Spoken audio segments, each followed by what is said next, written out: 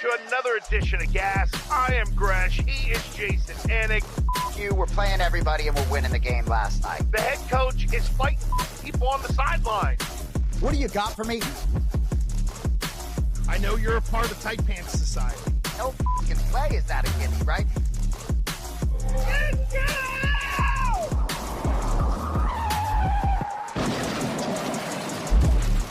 Oh my goodness, the level of ornery in this show today is at a peak level. Welcome into another edition of Gas. I am Gresh. He is Jason Anik. He was Ric Flairing it last week, styling and profiling, flying all across the country, hanging out in Los Angeles, California. Jay Anik, you made it back. The hair looks great. We had a great UFC pay-per-view. How are you, buddy? Great to see you, Andrew Gresh the third. Back in South Florida, the hair doesn't look great on the top of my head. We're seeing our guy Gianni today get that all cleaned up. May rock the full beard this weekend, though, for Dirty Boxing down in Miami at the Hangar. That's the thing on top of my mind right now, if you want to know the truth. But I was in LA for a week with my family.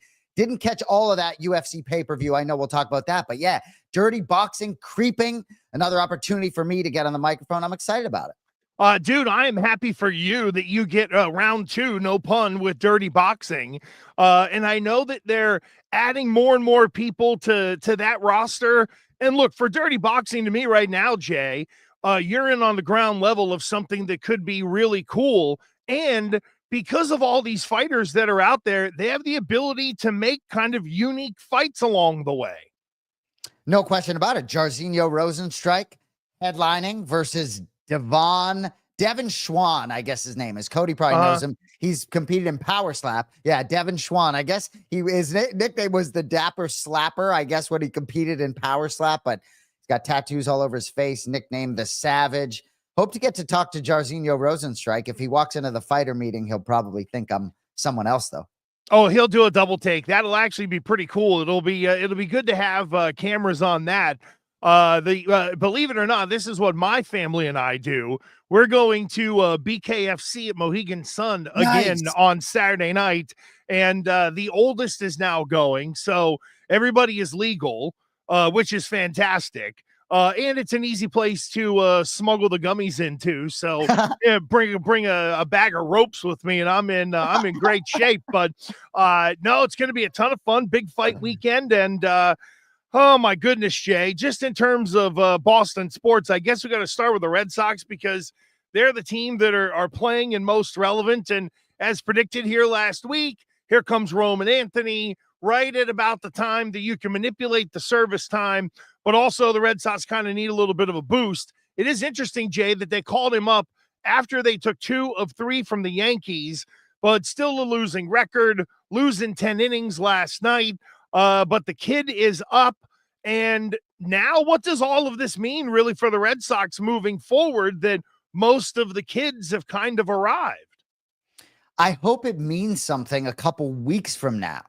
But right now at 32 and 36, just doesn't feel like it means a lot. It's no fun following this team. I wish I was more juiced by the debut of Roman Anthony, if you want to know the truth. It's like mediocrity is fine, but like a little bit below mediocrity just isn't fine, right? They can certainly hit. They get hit without Alex Bregman, but 23rd in the league overall in pitching, and you can tell they just find different ways to lose games.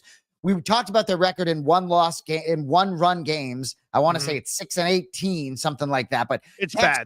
Extra inning games, it seems like they always fall on the wrong side of those two. So, gosh, it's even for me who I guess follows the box score more than I watch the baseball, even that is like trudging through mud for me right now. Yeah, Walker Buehler's been a disappointment. They paid him to be a number 2, to come in to be a number 2, and he hasn't been stable. Brian Bayo looks like a guy who lost it. There were people who wanted really hard, years ago to compare him to Pedro Martinez, and now there are times where he can't even get into the 5th inning, let alone through 4 innings. And then you got the bullpen that is up and down. And look, the other thing too is the awful fielding. And we talked about a couple weeks ago, is Alex Cora ultimately going to be the blame for this? And if they're a bad fielding team and John Henry is sitting upon Mountain High, where his wife's got a vegetable garden on the roof of Fenway, no cap, Wonder if he's sitting there, playing with the cucumbers and say, who do I blame for us being a bad defensive team? And I think, sadly, it may end up falling on the manager. But at the end of the day, they got more pieces that are right than wrong. And I hope they're not completely impetuous and just impatient and say, no, we got to start to win right now. I think John Henry at this point will back off of that a little bit. My question is, will other in the organizations be in the organization, be willing to take his lead? I like the way you put that, and I also like that positive spin because it is a long season, right? It's still 90 baseball games left or whatever it is. So I hope that it becomes more fun following this team. But I do think while the defense is an issue, I think it's going to come down far more to the pitching. And I think the defense is certainly an issue, but I just think ultimately the fact that the back end of the bullpen looks okay and you're still having these conversations scares me a little bit. But I hope Alex Cora can make it through whatever this is. And that 1-run game record, I don't want to overstate it, but it really does matter. Even if that is closer to Midland, we're having different conversations. So, but I like, I'm an intangibles guy. Cody knows I'm a chemistry guy.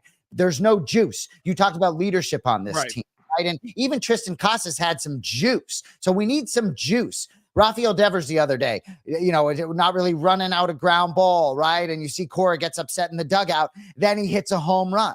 I actually want to get back to that point, but I'll stop there for now. No, but the Devers thing is interesting because that would have helped sort of make this transition much easier. And, you reference what happened in New York where Devers doesn't run it out and Cora holds him accountable. That's one thing that I think just a cross-sport thing here. One of the things about the Brady-Belichick relationship that I think both guys understood was that if Bill can't be hard on me, he can't be hard on anybody else, in theory. And you hold your best player accountable. Now, Bill went a little too far and maybe didn't flower him up enough towards the end, but I know Alex Cora understands that. I don't know if Rafi Devers understands that, but I like the response of him getting ticked off. And even though, the game was in hand, he still goes out there and jacks one. And you'd like to think that he did it because he was a little pissed off that the manager wrote him. Now, other than Cora asking him if he was hurt as he came down the dugout steps, and I think that's what happened. And then Devers said he was not, and then Cora had a look like, what? Why were? But was there any account? Did he hold him accountable other than that moment we saw on camera? No, I definitely think in asking him that aloud, it sort of lets all the other players know, wow, the skip was questioning whether he was hurt. And that's kind of a passive-aggressive way to do it. But from what I know of Alex Cora and interviewing that guy a lot, I can definitely see him as Devers might be sitting on the bench, Alex walking by and just being like, he wouldn't be demeaning about it. Like football coaches would be like, oh, do you plan on running the next one out, you pansy? Something to that effect. Whereas with Cora, it might be, hey, if you're not hurt, I expect better hustle. And then just turn around and walk away. And there's your level of accountability because other guys see that. And if Alex can't hold that guy accountable and say to him, what are you doing? Get your ass moving. Then we got a bigger problem with Rafael Devers than we think. Yep. Very well put. And I guess maybe there was a part of me before you answered the question that thought maybe Cora needed to be a little bit more like Belichick and maybe get in his face. However, your point is well taken. That's not his style. One point I want to make, and this is sort of a little bit off the beaten path. Yeah. But it did occur to me in the moment when Rafi sort of pulled up running to first base. The first thing that I thought of was like, gosh, thank God he protected the asset. That is his stick, his bat, right? And didn't Alex Bregman, and I know Fenway can do that to you, rounding first base. Is it a single? Is it a double? And then you pull the quad or whatever it is. So I guess there's a part of me that I think there are certain moments where if you're out and you pull up a little bit, you are protecting yourself. I do think that was close enough where he should have been running hard, but am I insane to even have that thought? No, and I'll give you the perfect example. It's David Ortiz. If Rafi Devers had been hitting the way he's hitting this year, and he was the DH and there was no kerfluffle and no issue, then maybe he would have gotten Big Papi dispensation because the guy is having a heck of a year at the plate. But when you're not cooperating and you're not willing to move and you're not even willing to go back to third base, for God's sakes, which was the position you played forever, then I think the accountability level might be a little different. But come on, there were tons of times where Big Papi would just roll it over and ground out. He'd be halfway up the first base line and walk to first before he went to the dugout. I love it. You know, it really is interesting that we sit here on a Tuesday morning after, unless I'm mistaken, on Saturday and Sunday, the Red Sox scored 21 runs in the Bronx and won the last 2 games of that series. That's what's just so maddening, right? You get last night and you'd won 3 in a row and you're 2 games back from being at 500. We're maybe even having a different conversation. So I will be patient, but I'm not interested yet, boys. Yeah, they got a ways to go. And you know what gets me is the schedule coming up. They're playing Tampa. They got the Yankees. Seattle's a game over 500 for whatever that's worth. San Francisco is really good. The Angels are above the Red Sox in the wild card standings. And then there's Toronto, who always plays Boston tough. So the rest of the month, we may end up learning something about this group. We'll see what Roman Anthony does. Sidestep the ground ball for an error in his first major league start. Look, you know, for those guys coming up for like, I've talked to Merloni about it. For the first time, you're just a dog shitting peach seeds. You know, no matter how good you are going to be, you're just nervous. Shitting peach seeds. Yeah. You ever seen that? Dog squeezing it out, man. The old pucker factor. I had a head coach in college who I didn't like. It was the guy who took over after the guy who recruited me to URI got fired. And there are maybe 3 things I took away from that guy, which it should be more when they're a head coach, but nevertheless. And one of them was rectus constrictus. It is, he called it the physiological term for when you get the tight ass. I like that one, and I also like the dog shit and peach seeds too. It is very real, I think, for those young kids that come up. Yeah, we get 1 or 2 a show from AG3. Well, I think you said kerfluffle, maybe. Is that, I don't know if that was the word you used earlier. You use that regularly. I don't even know if I said that word right. And then we got a dog shitting out a peach seed. I mean, it just, and they come across, my favorite, of course, is when you said Shawshanked, and it stopped me in my tracks. That was a couple episodes before. It did, and I thought I did something wrong, but we cleared all that up, and all is good. Better than what is going on in Red Sox Nation. And I know that the Cody threw some stuff in here from the Play Tessie podcast. I think it was from Kevin Millar saying, by the way, Alex Cora getting heat's ridiculous. He's a dude. Players got to step up. Yeah. Players got to be better. Drives me crazy when you hear like, oh, Alex Cora is not doing his. What's Alex Cora not doing? Very good stuff from those guys. And Sammy James and crew, they do a nice job. Oh, the Patriots prep is cranking up in Foxboro. My God. I mean, it isn't full-blown boner up here, Jay, but people are paying attention to what's going on with Mike Vrabel. And, of course, it was all eyes on Steph Diggs. The Cardi B stuff. I mean, the amount of people that are on Cardi B watch now up in Foxboro is at a peak level. Everybody is waiting for Cardi B, and I know the Bob Kraft relationship as well, but Steph Diggs has been buzzing around the facility. Mike Vrabel said, I like his energy. Before we get into Drake Maye, you and I did not make a big deal about the boat thing, but this is what I think, both want to hear from Mike Vrabel about Steph Diggs, and that the energy is good. Because if the energy were bad, the head coach wouldn't compliment it. Oh, and if you ask our producer, Cody Merrow, and I, we think the energy was good on that boat too, right? For WR1, that's the energy we're looking for across the board. So that is true. If Mike Vrabel wasn't the head coach and Gerard Mayo was, and Gerard Mayo was navigating this situation, I would probably be paying more attention because I would think it would be more volatile. Mike Vrabel may have known all along, ain't no way I'm cutting this motherfucker. I don't care what anybody says, right? So I don't mind a little distraction, right? It isn't going to be perfect. It sounds cliche, but right? So I don't mind it. It is what it is. He is a dude. He does have experience. And he is still going to play for those guys. And, you know, we can talk about the voluntary workouts all we want. He's running a camp for youngsters. He's doing a lot of good things out there. You're not going to get in the way of any of my enthusiasm about the Patriots. And God, I could listen to Drake Maye talk. I tell you, there's going to be a woman out there going to find herself some Drake Maye, good looking cat, 22 years old, about to conquer the world, baby. Oh, he's attached, friend. He's he? already, in fact, I think might be a high school situation. Yeah, he's putting it 9-year anniversary. Wow. So probably no prenup, just like Travis Hunter, right? In Jacksonville. Right. Oh, now that's a legal situation that I would say consult a lawyer on, friends. I'm saying no. Real quick though, Travis Hunter just got married. I know. Okay, yeah, and he didn't, which is wildly insane. Even with someone you've been with a long time, like that's when you're at that kind of level. I every athlete I talk to, I'm like, dude, don't get married until you're 30. They're like, why? I said, because you make all your money, and then it's yours. They don't have to worry about it. You know what I mean? Because I know some other NFL maybe dum-dums who didn't hire the best divorce lawyer and got thumped over the head. But nevertheless, I don't want to go down that road. I took Drake Maye, yes. Dude, Drake Maye, though, Mike Vrabel said Maye's leadership, there's still room to grow. Is that a kind of, how do you take that?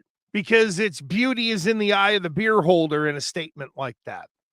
I take it as a pure fact. I would be shocked if that wasn't the case. And I think that statement will be true at the end of this season as well. His youth is something we've talked about a lot on this show. I've talked about it on other programs, even comparing him to Jaden Daniels. They're 2-year difference. 22 years old, Drake Maye. There's got to be room to grow from a leadership standpoint.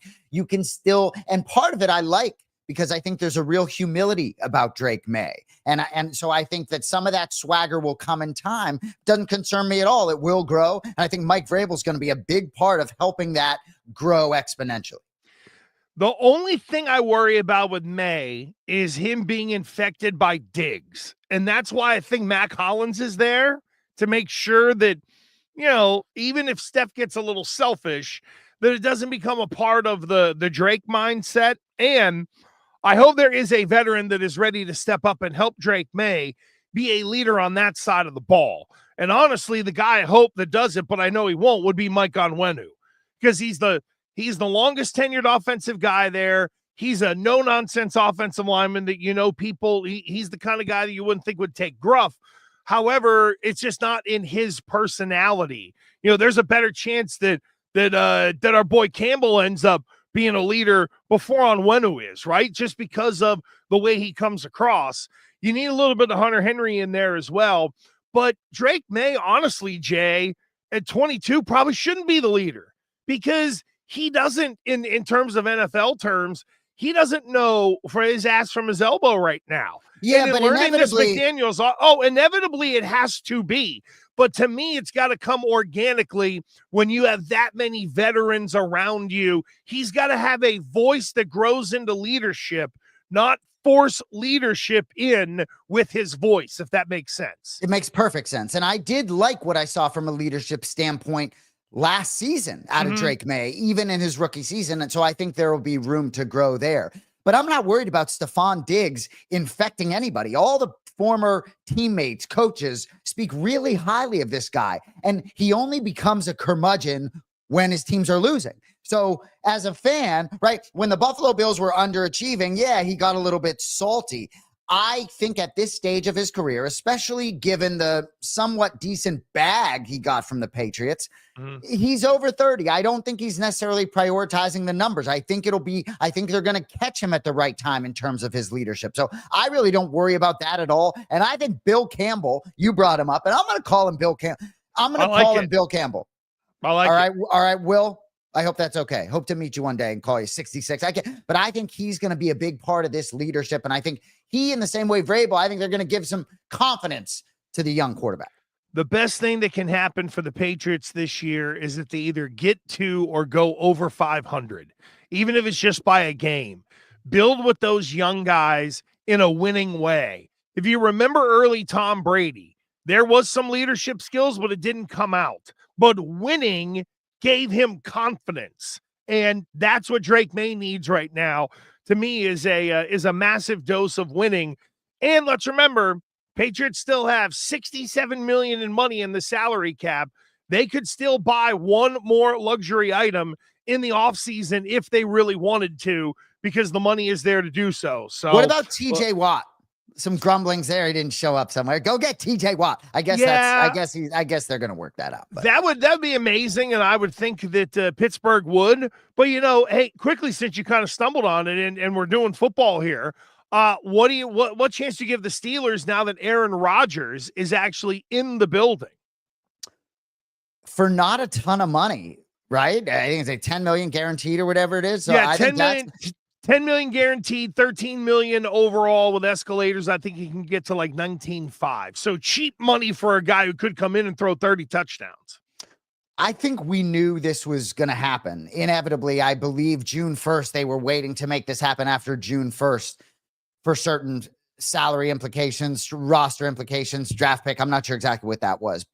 But ultimately, what's the ceiling on the Pittsburgh Steelers right now? And what's Aaron Rodgers' ceiling? He did get better as last season went along. He's probably healed up from the Achilles. I just don't know in a division with Joe Burrow and Lamar Jackson what the ceiling is, regardless of how exciting it is to have one of the all-time greats walking through that door. Whatever they got from Russell Wilson, they'll get better from Aaron Rodgers, in my opinion. And I think they can win 11 games. Honestly, Jay, I think they can be a Final Four team in the AFC. Look at what he walked into with the Jets, just quickly. Okay, he walked into a guy, Robert Saleh, who was the NFL's mouth breather. All gas, no breaks. That was his whole mantra. But so you know what that is? You don't like Saleh?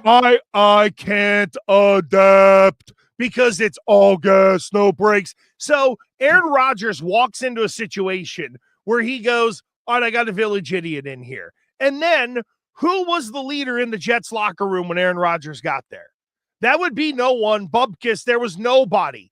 But you walk into the Steelers locker room, and even though TJ Watt isn't there because he wants a new contract, there's Minkah Fitzpatrick, there's TJ Watt, and there's Cam Hayward, NFL Man of the Year, I think maybe like twice or something like that. A guy who doesn't take no guff. And how about the head football coach, right?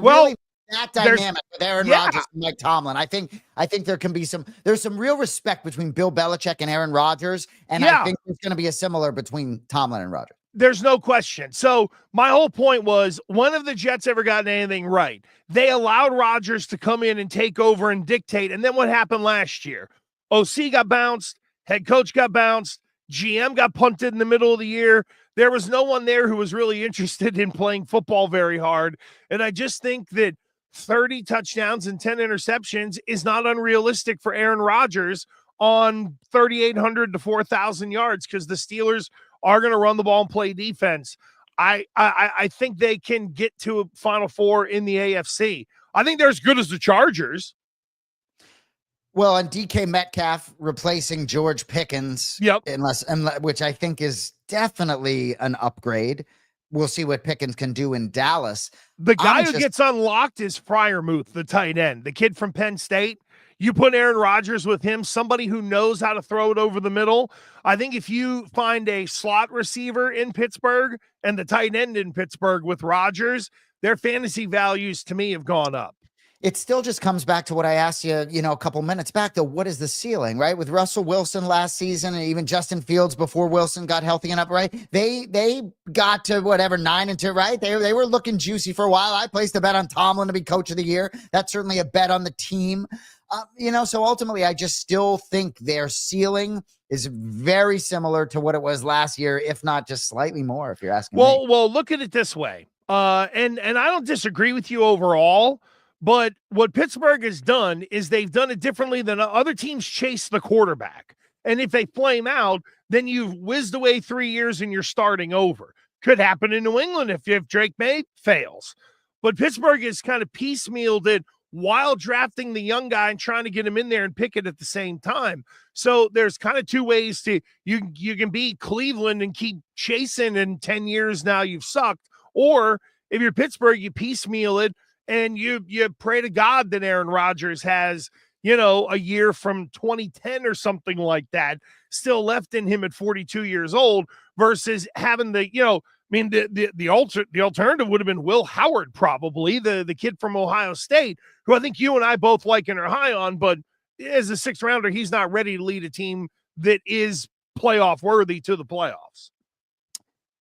Yeah, I really am rooting for Aaron Rodgers. Like, nothing would make me happier than for him to be able to make a Super Bowl run. Mm-hmm. I just ultimately, the mobility. My brother said at the beginning, before he got injured, the 4 plays, he looked a little bit slow in that season prior to last season, 2 years ago, right? He just looked. So we've talked about Tom Brady and what he did up until 45 years of age, but Brady's more of a specialist, right? There's not a lot of mobility. Whereas I believe when Aaron Rodgers loses a little bit of that juice, I do think maybe it's more of a dramatic effect on his game. So we'll see what happens, but I'm rooting for him.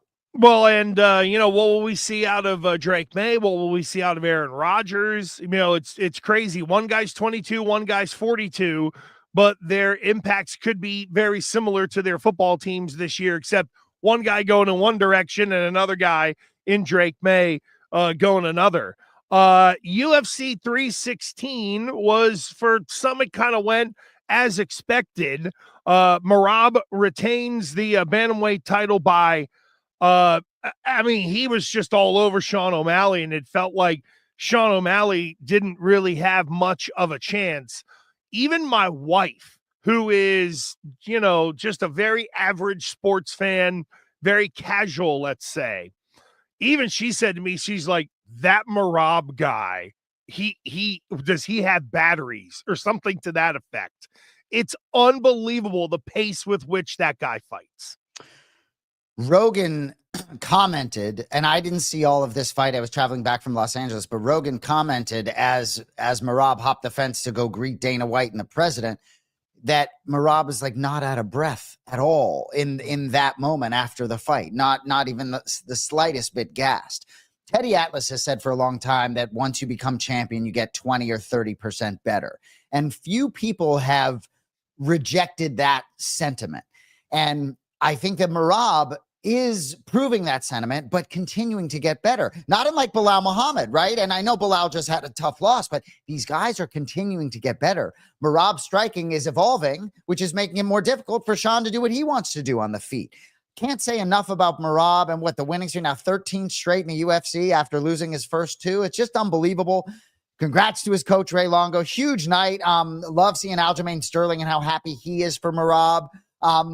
You could give me more in the main event. I'm so excited to talk about Kayla Harrison if you want. Please do, because really it was just Merab all over Sean O'Malley. And I do have an O'Malley question, but I do want to unpack that co-main event where Kayla Harrison just, after settling in for about a minute or two, then it was, okay, all over Juliana Pena to win the bantamweight title.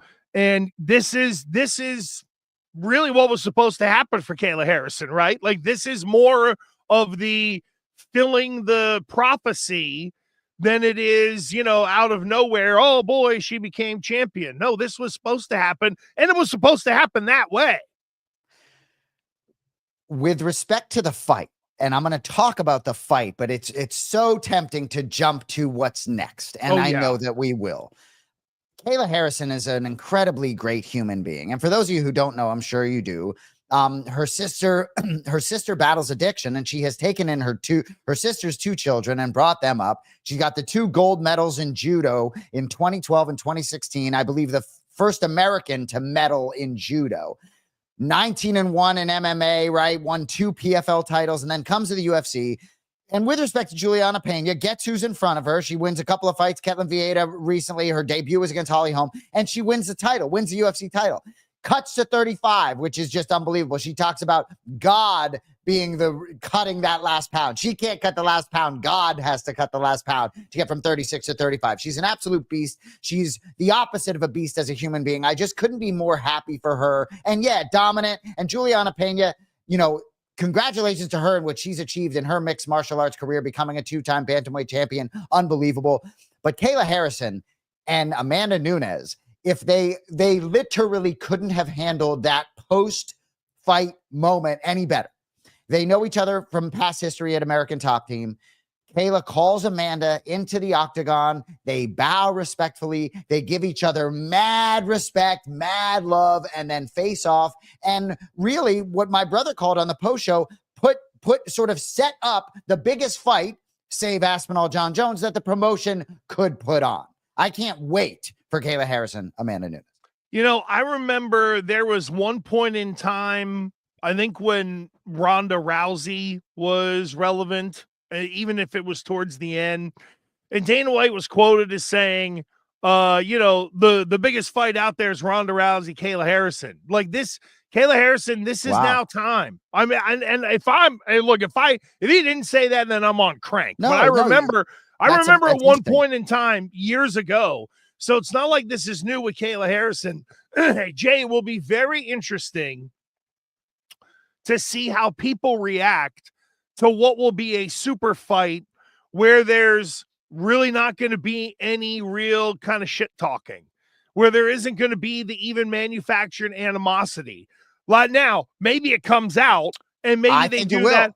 And maybe this is an interesting conversation, and I don't mean to interrupt you, but no, I think it will. I think it will. I think that the respect is gone, and I think in the same way that they beautifully handled all of those business promotional moments, I think they will flip the switch and promote it and generate some heat. Go ahead. So you think with these two, not that there's animus there, but is it more about the competitiveness of what the fight means that will bring that out?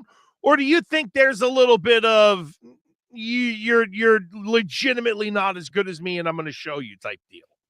I think the respect. I don't think the latter. I think the former. I think there's too much respect for either one of them. They're both just all-time combat sports greats. So it's really about what the fight means more than anything. Yes, but I also think that, Bilal Muhammad has talked to me a lot about, even when he was fighting Jack Della Maddalena, that they have to manufacture some heat. There's not that much heat on it, where I think Kayla and Amanda will have no trouble generating, even if it's a little bit of manufactured heat, making it very organic and authentic. You know what I mean?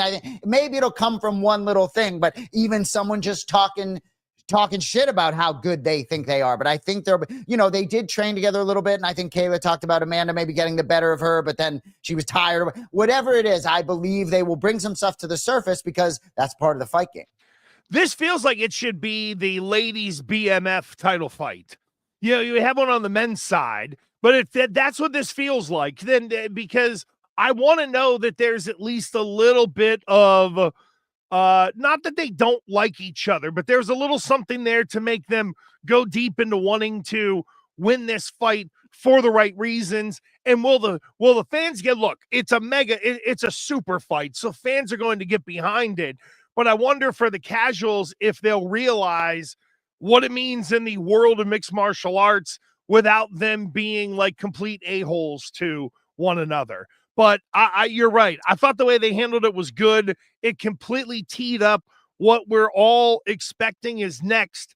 Speaking of next, I have this question for you because I really don't know the answer. Now, what do you do with Sean O'Malley? Out of the title picture, really. Has been beaten out twice by Merab, so he's going to slide back down the standings, but he is a big draw. There's no question about that. His popularity is through the roof, but how does he fit in? Is he going to get another title shot? What do you do with this guy? So before I answer this, I want to just address the lifestyle changes a little bit. And not even them specifically, but Anthony Smith on the post-fight show on ESPN talked about the fact that he thought this was the best Sean O'Malley that he has seen in terms of some of the takedown defense, in terms of some of the opportunities. I didn't see the whole fight, but he thought this was maybe the best he'd seen Sean. Merab may be the worst opponent for Sean O'Malley. So in terms of what's next for Sean O'Malley, I think it does depend a little bit on what's going to happen. I think Corey Sandhagen's going to be next for Merab. Mm-hmm. So in terms of what's next for Sean O'Malley, ultimately, my brother John always says when you lose in either a championship fight or in a title eliminator, it's a 2-year setback. And I think that's what it will be for Sean O'Malley. I think if he can be active, I think if he can win 2 more fights, he'll be right back in that title picture. who exactly he gets next, that's a good question. But yeah, Mario Bautista, that would be very interesting. I don't know who he gets next. I'm very happy for Corey Sandhagen to get this opportunity against Merab. Yeah.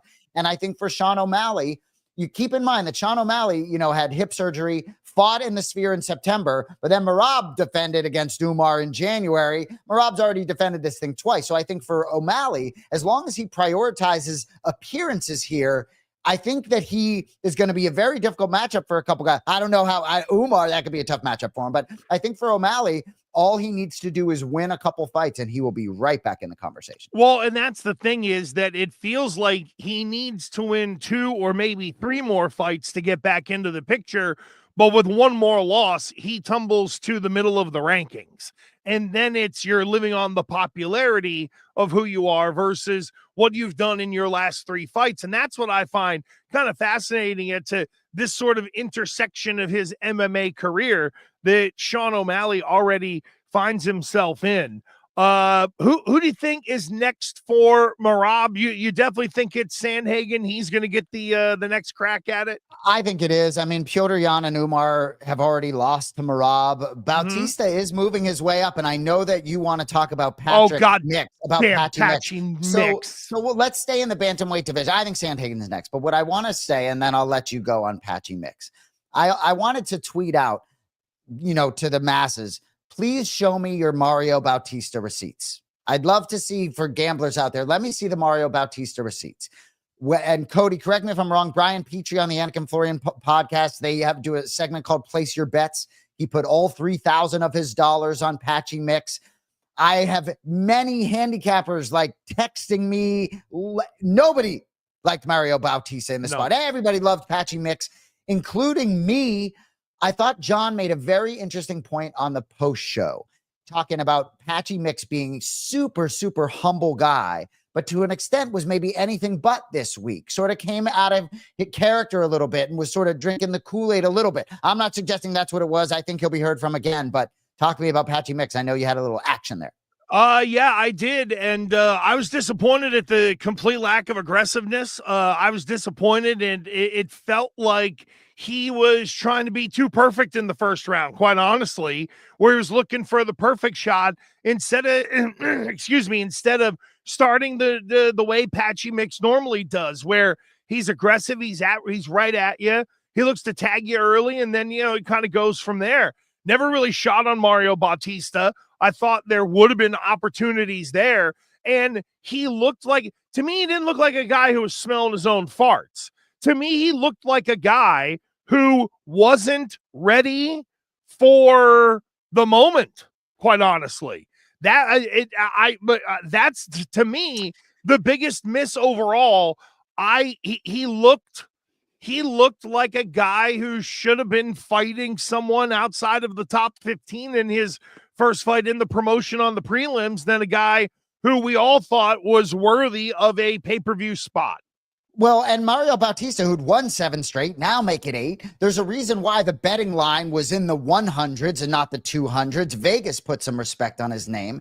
And if I'm not mistaken, but these guys coming over, whether it's Kai Asakura, I understand he came over and faced Alexandre Pantoja, the champ, and Pantoja certainly welcomed him. And then Patricio Pitbull against Yair Rodriguez. Even recently, I bet Patricio Pitbull thinks there were some opportunities maybe where it just wasn't mentally wasn't there, right? So I think for Patchy, you can be sure he would probably love to run it back this weekend and showcase a different version of himself. That whether it's, I don't want to suggest it's sort of the Big Show jitters, and Brendan Schaub, I love calling the UFC the Big Show, but man, it does sort of humble some of those. And Patchy, right? Cody just had some rankings up on the screen. What, 18th, right? We expect him to jump right into the rankings. No, it'd be very interesting to see who he fights next. Wow. Apparently on Tapology, of 7,000 people, only 17% had Bautista, which just kind of lets you know, you're right, Jay. Like, everybody was on Patchy Mix, and the evidence was there, and yet that guy didn't show up on Saturday night, which was really disappointing. And I would say, from the sports book end, I really wonder if there was, like, percentage-wise, an MMA fight where, in terms of percentage of bets, they made more money this year when you count all the parlays that got effed up as well because of Patchy Mix. Not only the straight bets, but all the parlays that had him in it went poof at that point. That's a big win for the sports book in terms of a singular MMA fight. I hear you. And Cody, feel free to chime in. I'd love to give credit if you know anyone that was bullish on Bautista heading into this fight. But anyway, what else we got, Gresh? I was giving Code the ability to jump in there. We got a couple of different things to sort of touch on. You are in South Florida. Are the Floridians paying attention to what Marshy and crew are doing down there in the Stanley Cup final? Are you? 100%. All these fair weather Floridian sports fans, you can be sure they're all on their hockey team. Cody, go ahead. You got something? Yeah. I was going to say, I definitely wasn't on Batista. You guys know that.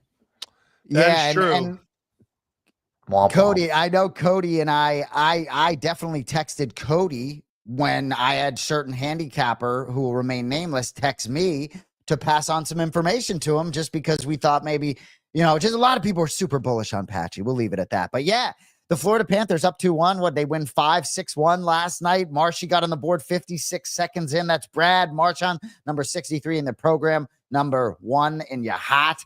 And he's staying there too, I think, friend. He's already talked about the places that he could go and how it's a tax-free state down there. And he's enjoying that for the first time.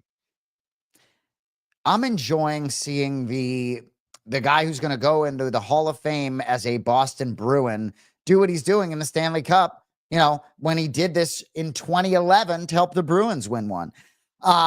Look, for Edmonton, gosh, you're going to lose back-to-back finals to the same Florida Panthers team. I don't know. It'd be really interesting to see how they come out in game 4 after getting waxed in game 3.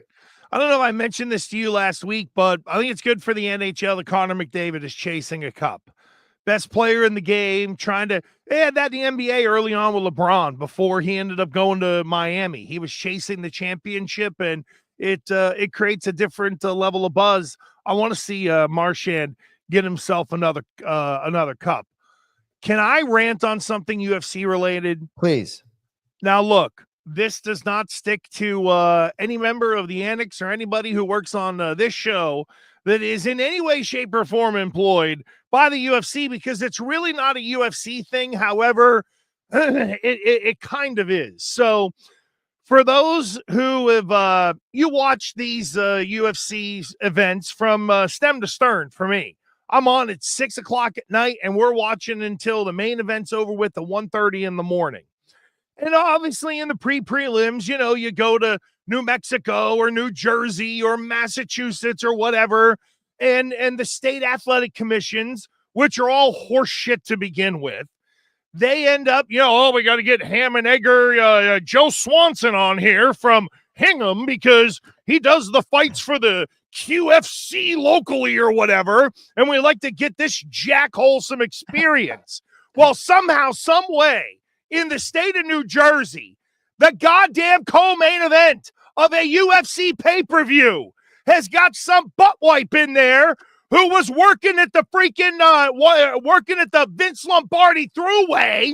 He couldn't tuck in his goddamn shirt, and there he is being like, "Hi, I'm here for the co-main event." How in the world? This is for a champion. This is for a worldwide multi-billion-dollar promotion. And you mean to tell me that Dana White can't make a call and say, "Hey, President Trump," or whomever it's got to be, for God's sakes, can we get rid of these goofy athletic commissions? And if you can't, can you at least tell them, I'm a licensed sport. I am way bigger than getting freaking ham hands Harry a little bit of experience at a co-main event.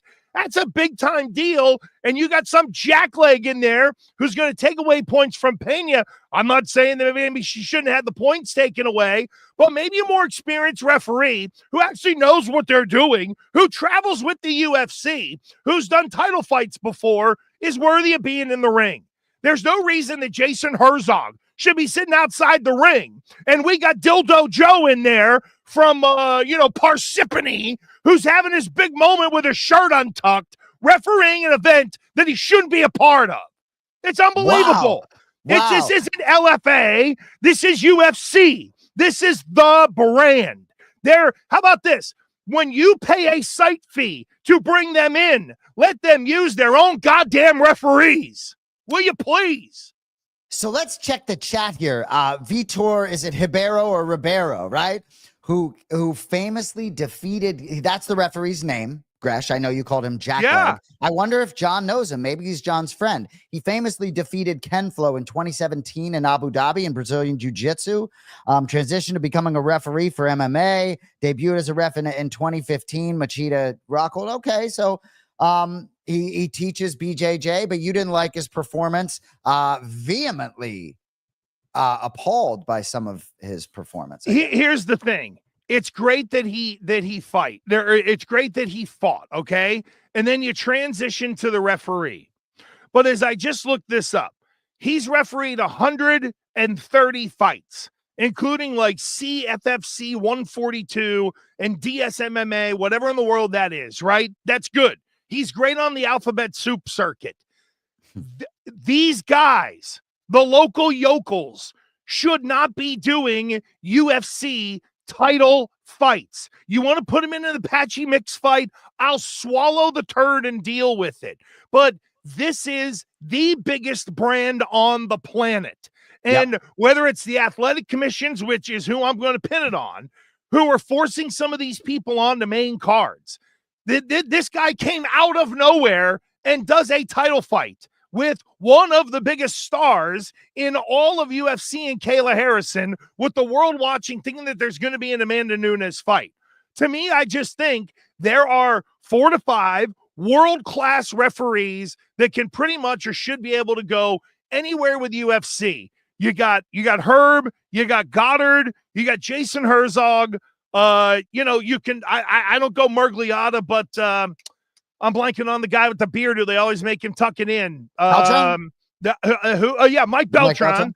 And then you can probably, Dominic Cruz's favorite guy. Keith Peterson. Who continues to just get in incredible shape. It's really crazy how, but you have 5 guys that you can rotate through. So New Jersey doesn't like Herb Dean. Fine. I got 4 other guys that I can bring along with me who've been there in big moments. And that's my beef. You want them on the undercard or even on a fight that doesn't matter, fine. But those 5 guys, to me, are the best qualified to handle championship fights. And if that's what we're all here to watch, and that's what the UFC is here to sell, then get out of the way, athletic commissions, whether you got your local guys or not. Put them on the 3rd fight on the pay-per-view then. Keep these guys out of title fights. I like the energy. I like the heat behind it. There was a lot of there's just a lot of similar energy that I'm still feeling from some of these New York Knicks fans out there that I barely know, that want to attack me because I think I'm from Boston. But I want to tell you a story. I think you know this story, but last year, you may not know. I might have told my brother this story on Anik versus Anik, but last summer, when the Knicks made all their acquisitions of Cat and whoever, Mikal Bridges, I was dropping my daughters off at camp, and this guy I dropped the girls off. He opens the front passenger door. I don't even know this guy, right? And he's wearing like a Yankee hat or now maybe a Met hat. I don't know. That doesn't really matter, does it? He opened the passenger door and he's like, "Hey, you worried about my Knicks?" Right? And this was after the Celtics had just won the championship, right? And I was like, I'll let you know after they get their rings and they hoist the banner in Boston. My name's Jason. Like, what are you doing? Right. So anyway, so that was about a year ago and a lot's transpired. Right. And he didn't have an opportunity to talk to me when the Knicks beat the Celtics. But so we have orientation for camp and I'm seeing all these Knicks fans because Boca Raton, Florida, bunch of New Yorkers down here, not a lot of Bostonians, but bring it. We're right here. So anyway, I got all these New York fans. So I see this guy again. And I'm not sort of in the business of talking smack. So I'm like, "Hey, man, was it fun?" Right? Like he was like, "It was unbelievable sort of watching the run." And then I'm like, it's really hard to get back there. They don't remember. I said to him, I'm like, "I'm not sure if it's they don't remember who lost trying in the conference finals or who lost in the finals. I don't remember which. Oh, no, they don't remember any of them. So I wish you all the best of luck next year." I love it. And they did such a good job. They fired their coach. What? Well, yeah, and it's really interesting because you brought up Jay Wright's name on a text chain, which I thought would be really interesting. I guess he's not interested in the job. Looks like maybe Yeah. Jason Kidd is going to be that guy. You know, it's interesting. I did ask these Knicks fans that I talked to yesterday. They were both happy that Thibodeau was gone. They think there's a ceiling. I know people like to talk about playing his starters too many minutes. For me, given how far they came, that would not have been the move I would make for that organization, but I'm not watching that team all 82 games. Then you better go get someone better, or at least a bigger name that ends up energizing. You like Jason Kidd better? Yeah, I don't know. He's the coach of Dallas, if I'm not mistaken. So they're gonna trade for him. Like that'll be interesting how that all works out. But no, Knicks are gonna nick, and this is where as soon as Jimmy Dolan starts making decisions, then as a fan, you know you're screwed, because that guy cannot and has not ever gotten anything right. You would think he's the owner of the Jets. He screwed up so much.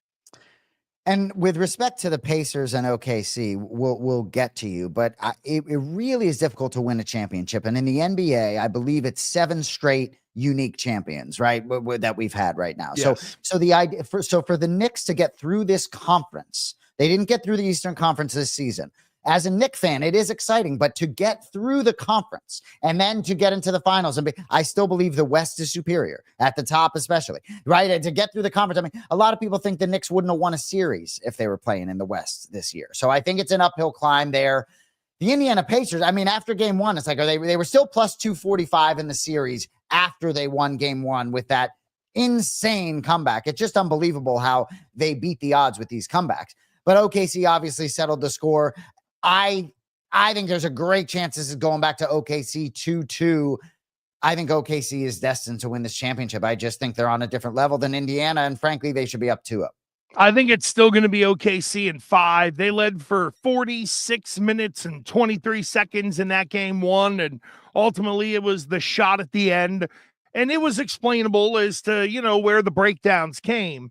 I think around these NBA finals, Jay, there's been the talk of, get ready, because there's going to be no more dynasty teams. There's going to be no more super teams, because they're going to be built to stay under the luxury tax and yada, yada, yada, right? But even in the last 7 unique winners, as you said it, listen to the teams that were in it, though. Like, this is the true outlier year where it's not only 2 small market teams, but it's teams that to the casuals, they don't really know a lot about. So in 2019, Toronto beat Golden State. You still had a legacy team in there. Then it was Lakers Heat, and that was messed up. But we know the Lakers with LeBron and the Heat had been around for a while. They're expected to be there.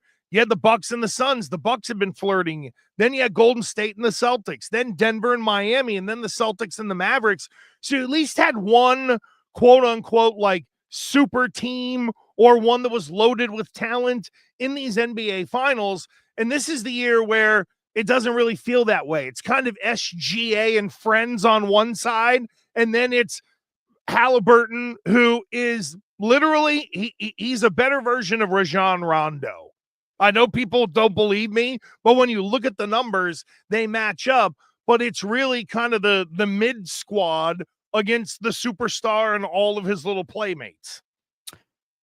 I think there's a bigger offensive game to Halliburton than there is to Rajon Rondo, but I think your point's very well taken. All of that. I agree with pretty much everything you said, but I do think that this OKC team, when we look back on them, we might not look at them as this small market SGA and friends. This is one of the all-time great teams in the history of this league. Just like the Celtics were last year, right? Sometimes chalk comes through. Celtics were the best team in the NBA last year and went 16-3 in the postseason. OKC was far and away the best team in the NBA, one of the best defensive teams I've ever seen. SGA is an all-time great player, and the way he is able to operate inside the three-point line, he's an outlier right now, almost a unicorn, similar in the way Jokic is to some extent. So for me, I think this OKC team is going to look like a juggernaut when we look back at them. because I think they maybe, I don't know what their roster implications are salary cap wise, but I think they may be in a better positioned to run it back than maybe the Boston Celtics were. Yeah, you mentioned the salary cap piece of it, and I guess they announced in Indiana they want to get a deal done with Turner, the big man, which would push them into the tax. They haven't paid it for 20 years, so at least the ownership is like, "Yep, we'll pay that tax to kind of keep it together." I would assume there will also be a lot of 3, 4, and 5 year locking in of season ticket holders coming off of back-to-back Eastern Conference Finals. That's how you do the business in the NBA. And I will, make sure. And I don't mean to cut you up, but apparently that building is like the best, loudest building in the NBA. It did seem like they had some artificial noisemakers of some sort at the last game, unless I'm mistaken. But apparently that building is legit in terms, we obviously understand the TD Garden, welcome to the jungle, but I've heard OKC is bananas. Yeah, OKC is very loud. I don't think they're using the vuvuzelas or anything like that, but and they're not going like noisemakers as well that you would get at an Angels game after Mike Trout gets hurt in August, and that's your reason to go to the game. The worst thing I ever experienced was in Tampa Bay. Do you remember the cowbell skit with Will Ferrell and Christopher Walken on Saturday Night Live? I got to have more cowbell. Tampa Bay, I think they were the Devil Rays at the time. I want to say it was a 2007 American League Championship Series. I went there for a game with the Red Sox. I mean, I got cowbells in my ears the whole time. That was awful. Nah, brutal. Not cowbell is overdone and overrated, in my opinion. Did you see that Adam Sandler told Derrick Henry that if he rushes for 2,000 yards this year, he'll give him a role in one of his movies? That's interesting. What has he got him like on some legacy fantasy league that is gonna, what? No, you know what it is. Not a Ravens fan. Dan Patrick was the bridge to this. Apparently, Henry went on DP's show and said something to the effect of, "Oh, I love the Sandler movies, da da da." And he was like, "Oh, I'll get Sandler to put you in one." And then there's a video of Sandler either calling or FaceTiming Derrick Henry saying, "Yo, you get 2,000, I'll put you in a movie." He would probably put him in one anyway. At least you would think so. But if there was who would you want the movie star to be to offer you something like that? Like if you were a great running back in the NFL and it was you could go get 2,000. Would you want it to be Adam Sandler? No. And for loyalty's sake, to answer this question, there are a lot of names that popped into my head, but it would have to be Matt Damon. It would have to be Matt Damon for loyalty's sake. For Good Will Hunting, that movie for me at the time in my life, I was like, trying to be an actor or whatever. It's Matt Damon every day of the week. And I like the Bourne movies as well. So give me Matt Damon, give me the Bostonian every day of the week and twice. Tom Brady loves being friends with Affleck and David. Oh, of course he does, because eventually he knows he's gonna fund something that will make a bunch of money. Well, my first answer was Adriana Chaychek, but for those who know, if you know, Good answer. Good answer. However, I'm not a big movie guy. I think I would go Sandler only because I've heard that he works with some people that if you have a unique personality, they will find a role for you. Like, for example, my buddy Gary Tangway, who Is that what they call him? Tangway, I did Patriots Radio with for a long time. He's in the whole acting world now, right? Wow. He had a buddy back in the day when I was doing Patriots Radio. His name was Chris Pappas. Pappas is a guy who's like cleans up scripts in Hollywood and tried to write his own stuff, da-da-da. So having never met me, only heard me on the radio and heard stories from Tangway, he wrote a movie where the character named Gresh was a fatigues wearing blockbuster clerk who ultimately, I think, either saved or killed someone along the way in the movie. It always tickled me because I was like, dude, if that ever gets made, he goes, it's written for you. And I'm just like, and it never came to fruition. And then it kind of just fizzled at that point. I haven't talked to Pappas in forever, and I only talked to him one time anyway. But it's just crazy to think of stuff like that. How, with like stuff that we do, you're a whisker away from the right person hearing it and saying, oh yeah, I can have you come in and be Willie the Jackass and you'll be great. I mean, you're like Prince. You're a one-name guy. You're just Gresh, right? You should get rid of the first name at this point, right? I think we can build your stardom. You know, I work with a guy named TJ DeSantis, right? And his dad wanted to name him Butch, right? And I tell him all the time, I'm like, if you were Butch DeSantis, you'd be a massive star right now. Yeah. But they went TJ, so you're not. But Gresh, I think, like you start the show, he's Jason Anik. I'm Gresh. I'm just fucking Gresh. I'm just one word. I'm a star, right? So, right? I'm telling you, you're a massive star. Look, I don't know a lot of connections out on the West Coast. Maybe we go out there. There we go. Maybe so. By the way, tonight, 10 p.m. to 1 a.m. on ESPN Radio on game night, talking everything NBA. There was only one other thing that we need to see, because I don't know if you saw it on Twitter. Cody, if you wouldn't mind pulling up the video of the dude from Fargo, North Dakota. Now, ladies and gentlemen, I understand this is a crime this gentleman is committing. However, this one guy, I mean, maybe he could be in a fight refereed by Vitor Belfort or whatever the guy is that what I was ragging on a little bit earlier, right? But I hope my brother loves that referee, by the way. I have not seen this. Go ahead. This guy, they're trying to pull this guy in, and Cody let it go. 3 punches and he's free. Boom, boom, boom. One more. See you later. Yikes the pants up as well on the run. And the guy got away from 3 Fargo, North Dakota cops. Maybe is the first stunned. A little bit stunned. Wow. What gets me is the pants pull up. Like, that really does it. So look, them drawers are falling. Boom, boom. He unfortunately hits the lady cop. Right? Here comes the other one. Look at that. Him. Ass out. Hey, I have to say, I'm not trying to disrespect any of North Dakota's finest, but all 3 immediately after getting punched in the face go to their radios rather than their right hands. Exactly. Go right to the radio. Yes. Go right to the radio. What do you? And this guy right where's to the taser? Radio, and she and goes the poor right lady. I mean, right? Where? Look at these guys go to the radio. There are 3 of you. This guy's got a tank top on. You tase him, he goes down. Hell, he's halfway to shit in his pants, let alone they're falling off. And wouldn't you think neither of the 3 believe that they could maybe catch him on foot? Yeah, that's true. There was no foot chase whatsoever. Weak. That's amazing. So anyway, I saw that. Wanted to show you that one. I don't know what song would go best on this, quite honestly. That's where the internet will do their work along the way. Good job of pulling that up by Cody. And there you go. So Dirty Boxing Saturday night. Where can I find you, brother? Dirty Boxing YouTube channel, I think will have it. It'll be everywhere. I think it'll be on X as well. But those of you in South Florida, get down to the Hangar in Miami. It's a great scene. I'm excited about it.